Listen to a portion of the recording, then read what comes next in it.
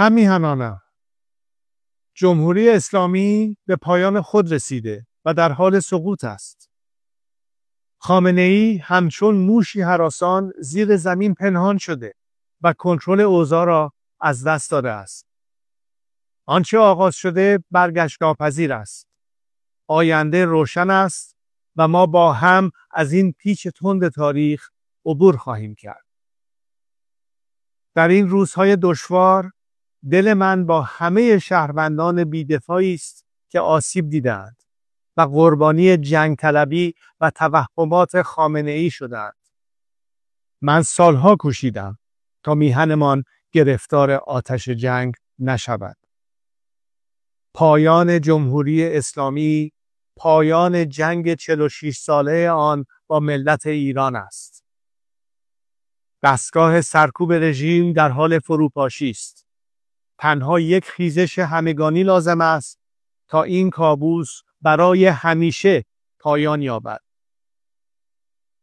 اکنون زمان ایستادن است. زمان بازپسگیری ایران. همه با هم، از بندر عباس تا بندر انزلی، از شیراز تا اصفهان، از تبریز تا زاهدان، از مشهد تا اهواز، از شهر کرد تا کرمانشاه به صحنه بیاییم. پایان این رژیم را رقم بزنیم. نگران فردای پس از سقوط جمهوری اسلامی نباشید.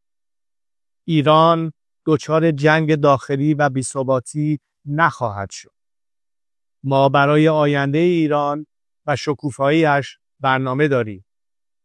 ما برای 100 روز نخست پس از سقوط، دوران گذار و استقرار یک حکومت ملی و دموکراتیک برای ملت ایران و به دست ملت ایران آماده ایم.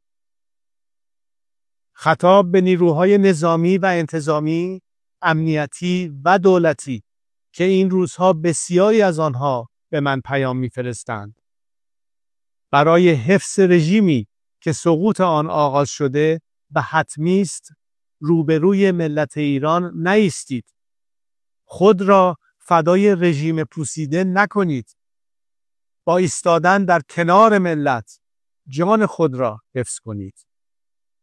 در گذار از جمهوری اسلامی نقشی تاریخی ایفا کنید و در ساختن آینده ایران سهیم باشید.